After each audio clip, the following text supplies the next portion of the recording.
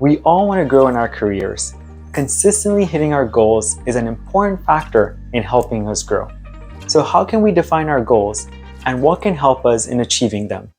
Hi, I'm Neeraj Mathrani, and today I'll share a story about a team that didn't really have their goals clearly figured out and what I did to help them out.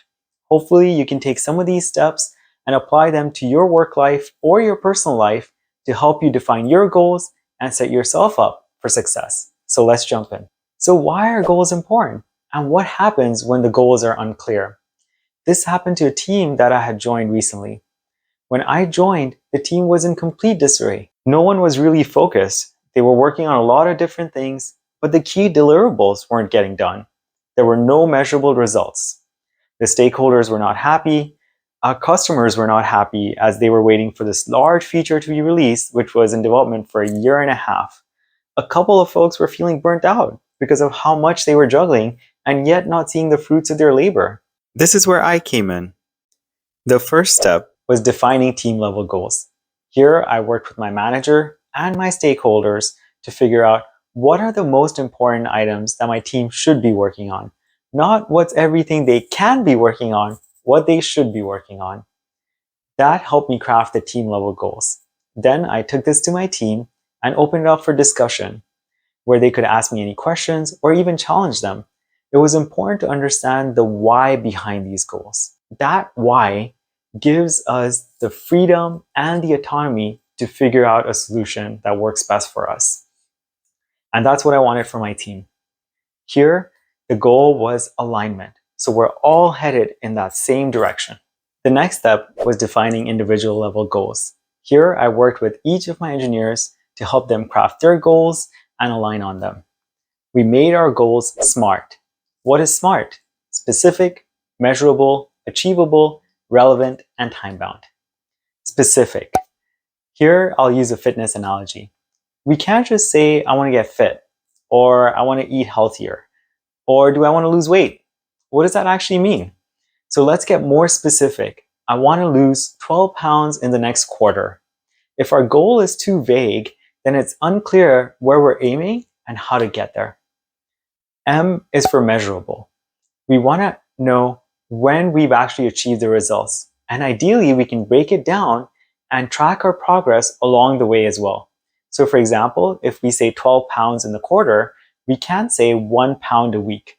That is easy to track over time, and we can adjust course as needed. Achievable. We want to make something a little ambitious, but not too ambitious. We want to be able to actually achieve it within the time frame that we've set.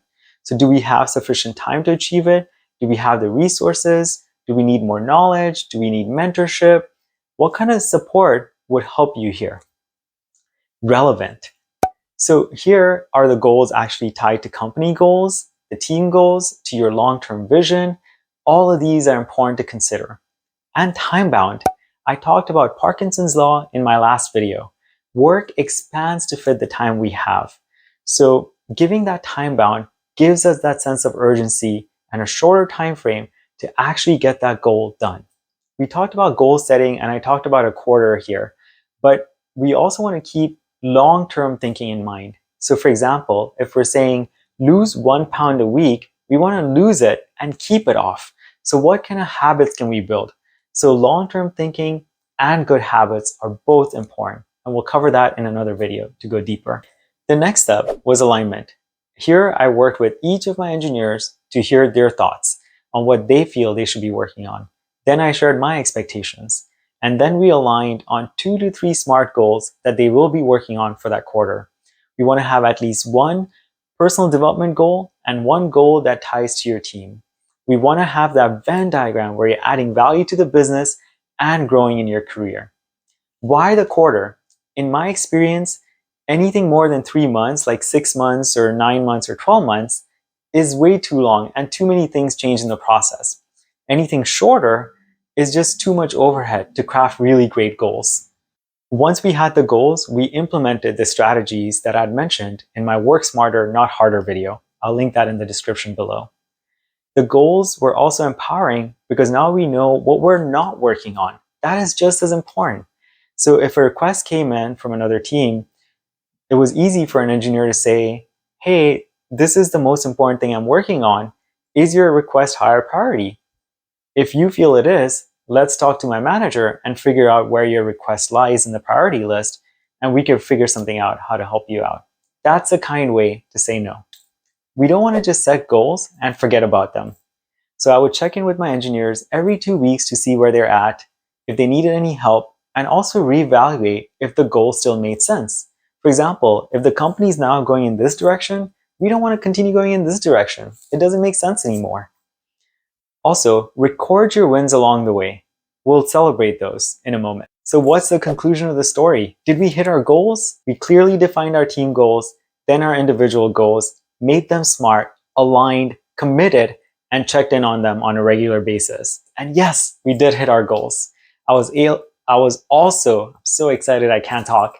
I was also able to get promotions for 2 of my engineers. Them hitting their goals made it easy for me to make a case for them. One last thing, it's important to celebrate, not just the big achievement when we hit our goals, but also little milestones along the way. That can be a great motivation factor and also help us see the progress that we're making. It could be going out for a celebratory lunch, or maybe even a thank you in a team meeting from an executive. I'll share some more ideas in another video. Hopefully through my experience, you can now have some telltale signs to tell you when you need to clearly define your goals and how to go about defining them. What is one SMART goal that you're working on? I'd love to know and maybe even support you in your process. Add it in the comment section below. If you found this video helpful, smash that like button and also share it with someone else who may find it helpful. If you haven't yet, please subscribe to this channel. It'll mean a lot. Thank you for your time. Take care.